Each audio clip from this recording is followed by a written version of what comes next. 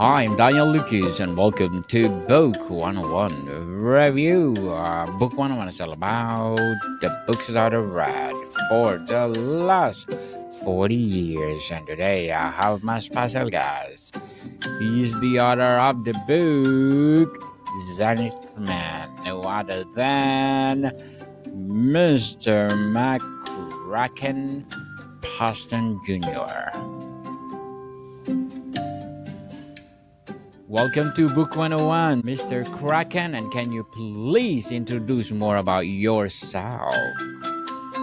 Well, my first name is McCracken.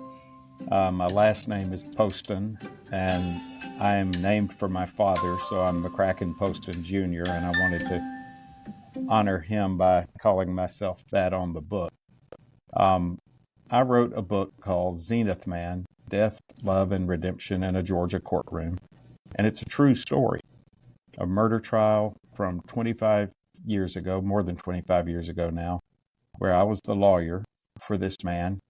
The title comes from the fact that my client was a Zenith brand TV repairman and salesperson until he abruptly closed his business, started suing everyone in town, and basically became a malcontent and a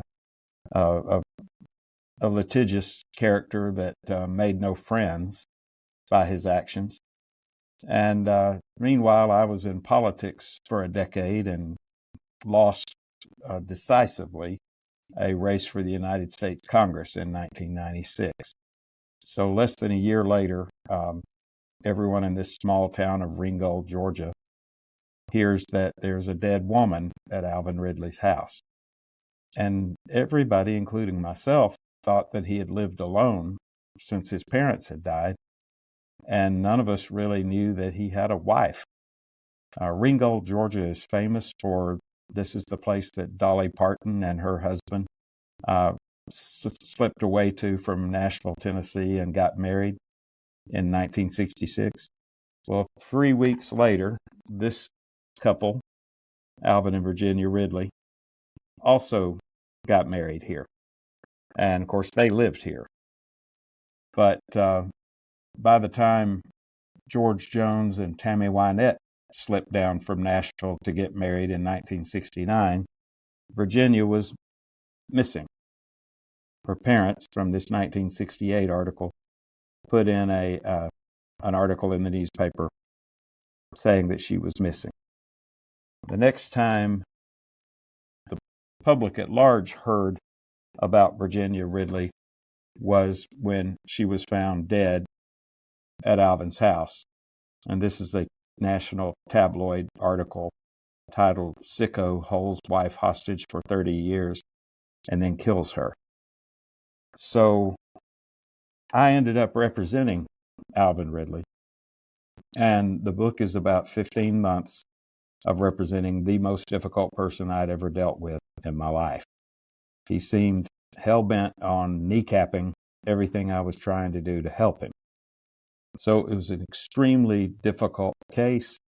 It left me baffled. I was pulling my hair out because I just could not get the guy to cooperate. Well, again, the book is about 15 months of this. We finally started to catch some breaks in the case. Just unusual things that happened. One being the death of the American Olympic track star Florence Griffith Joyner in 1998.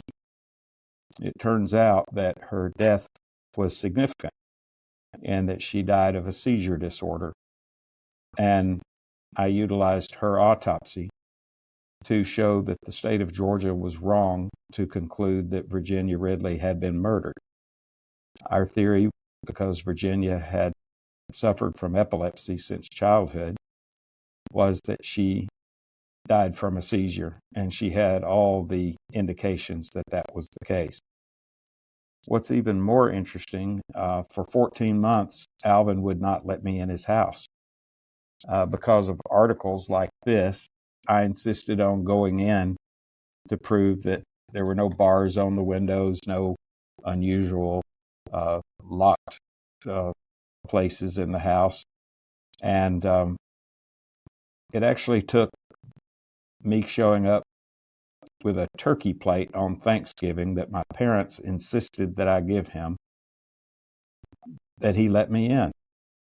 And it turned out throughout the 15 months of representation, I realized that he's very transactional. I also realized that he was very literal. He was very literal in his analysis of a question, for example. And he was also obsessive about some things in the past. One was in a civil action, there was a counterclaim, and the counterclaimant thought they got a writ judgment against Alvin, and they levied on a property of his, and that was a 1977 Chevrolet van. Alvin was obsessed with the fact that this was done to him. He would not let it go. When I would try to get him to talk about his wife, he would say, "No, we don't need to talk about that because I didn't kill her. But we do need to talk about them taking my van, because they did take my van." I later learned that the van was only gone 3 weeks, and they tried to give it back to him, but he refused to accept it. So it just sat rotting away in his yard for, at the time of was representing him, 14 years. And as of last July, 40 years untouched by the man who was very strong in his opinions. As it turned out, Daniel, and this is what inspired me to write the book, because I wanted to write it. Alvin and I both participated in, and this is why your viewers and listeners may recognize my name. It is an unusual name. But we gave away this story to Forensic Files, A&E's American Justice, the Washington Post, People Magazine, and they did features on this case. But I was unsatisfied at the end of all of these features because I really couldn't explain my client other than frustratingly saying, I can't figure the guy out. In 2021, just 4 years ago, one of the jurors from the case had become a nurse in Alaska, and she reached out to me and suggested that perhaps Alvin Ridley is autistic. And I didn't know anything, and nobody really knew much about adult autism in the late 1990s. There was no discussion of it. There was certainly no effort to diagnose it. The state psychologist found, among other things, that Alvin was paranoid, but that didn't explain just how difficult he was to work with. And so I thought, this will explain everything. And I took Alvin to a doctor in Atlanta who did diagnose him as being on the autism spectrum and having been on it all of his life. It explains so much. It explains so much about everything that made the case difficult. And I apologize to Alvin because I had been very frustrated throughout the representation, and I actually apologized to him, and he was very gracious, a sweet person, and he was feared. He was considered the boogeyman by a community that did not understand him. And I was one of those people until I got to know him. Now, another way that some of your viewers may have heard my name is the podcast Noble, which was the #1 Apple podcast last summer. And it was about the tri-state crematory cases in North Georgia in the early 2000s. That was my case as well. And so if you are a fan of that podcast, then that's where you've heard of me before. Alvin Ridley was the biggest challenge I had ever had. He and I became friends by the end of the trial. I kind of helped him manage, not knowing what his issues were. Myself and my secretary would help him kind of manage things in life over the years. I got him new teeth, and I got him to his cataract surgeries, and I helped him purchase cars when he needed them. Just by helping him find a car, I got him on disability, so he was able to use his own money. But it really ended up being a sweet story, not your usual true crime. It's kind of a story of redemption. I think everybody in the book was acting on their best behavior, even the prosecutors and the police, and Virginia's family, her sisters and brother, who had not seen her in 30 years, and who kind of carried on the old family lore that Alvin was keeping her from seeing them. And Virginia had an additional condition in addition to her epilepsy, and I didn't know about it until the night before I put my epilepsy expert on the stand. He asked if there was anything else unusual about this woman, and because of getting into Alvin's house, I made an incredible discovery of 15 to 20,000 loose leaf pages of a 30-year diary, where Virginia talked about everything. She talked about the moon landings. She talked about people in the community, and she was always getting that kind of information from Alvin. But she watched television a lot, and she kind of had a strange fangirl, innocent obsession with actor, director, and producer Ron Howard. She wrote about him a lot. She was very glowing about his work, and I got to get one of those documents into the trial to show the jury that she actually, was kind of connected to popular culture. So it was a very emotional case. Alvin was not going to testify because Alvin is so difficult that I didn't want him to testify. And then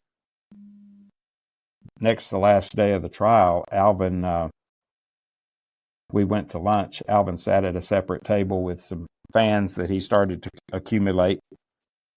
And he says that Jesus appeared to him during lunch and ordered him to testify. Well, in Georgia, that is a defendant's call. I could not keep him from testifying, nor could I make him testify if he didn't want to.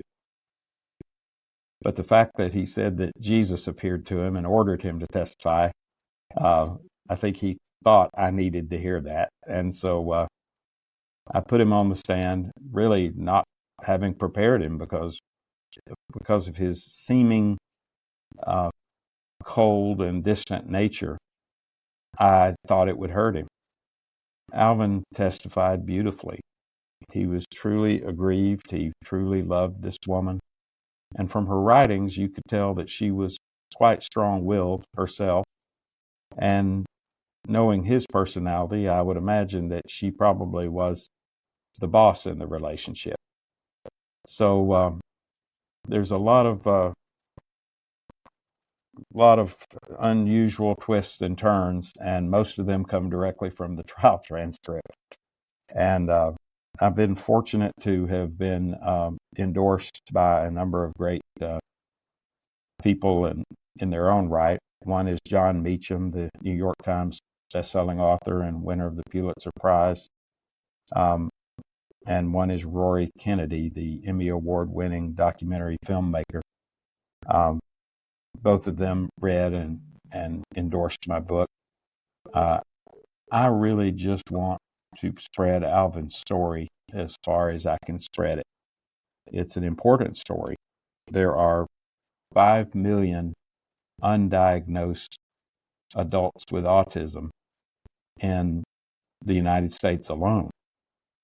All of them are subject to the misunderstandings and the misjudgments that Alvin suffered, because a lot of times police, lawyers, and even judges, they just wouldn't understand this person who's not really processing what they're saying, and they're not certainly not processing the reason why that person is the way they are being.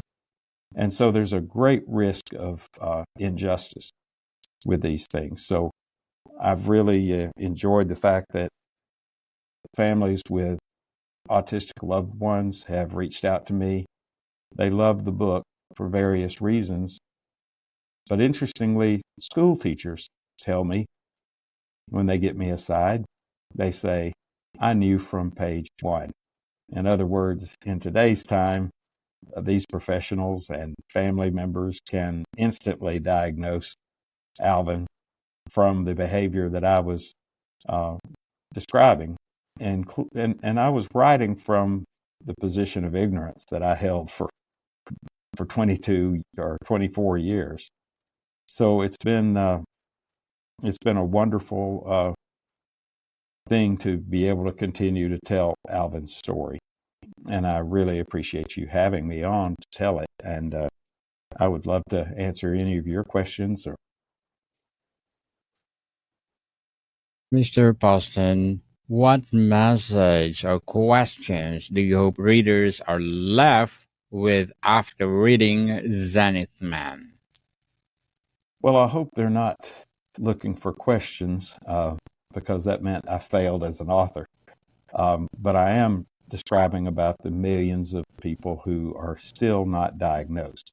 So I'm hoping that this affords police, lawyers, and judges the impetus to get better training so that they can understand every aspect of the autism spectrum, perhaps to explain someone's behavior in court.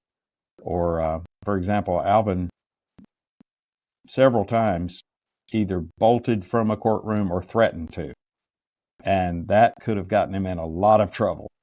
And so I had to bail him out of a bad situation one time.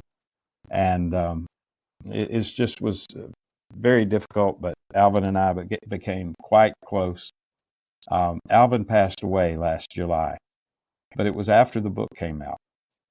But when the autism diagnosis came through and Alvin allowed me to talk about it on social media, we immediately began to detect a change in heart in this community, where persons with an autistic loved one would approach us during our weekly lunches.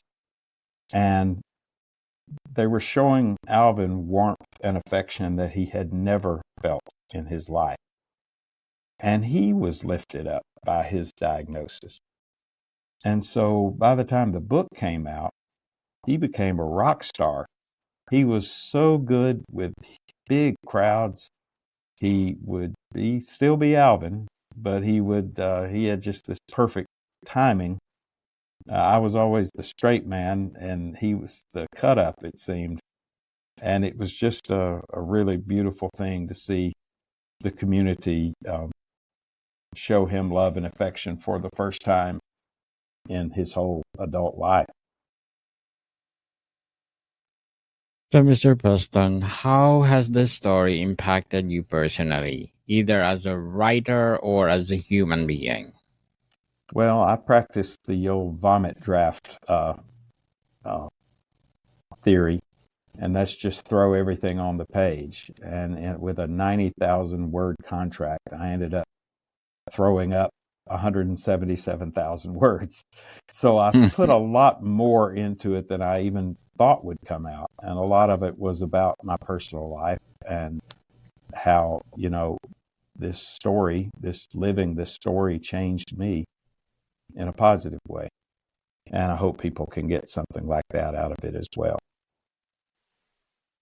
Before we wrap up our discussion for today, I'm inviting you to please do listen to my other podcast, people. Other podcast, because my abstract essay is now on its fifth season, people. Abstract poetry in second season, and book 101 review fifth season already, and comedy 101 and second season, food 101 and its fifth season too, geography 101 and its third season, and as well as my love letters and my baby podcast, Mental Health 101 and Movie 101 review in its third season, as well as my Music 101. I would be honored for. Oh, you are on Apple as well. Fantastic. And I want to ask everyone, please.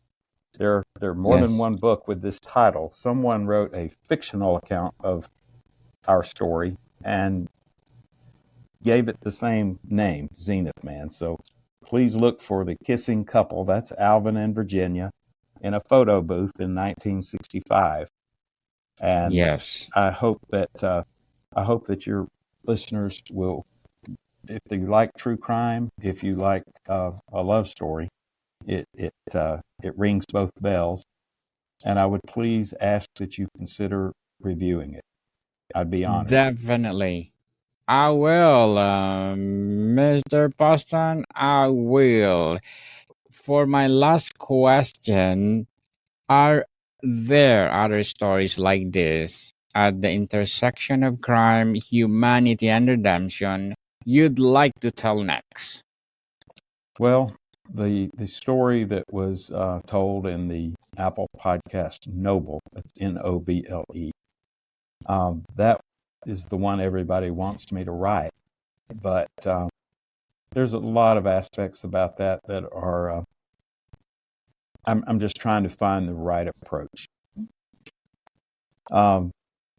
Having practiced law now almost 40 years, there are a lot of interesting cases, and criminal law most of that time.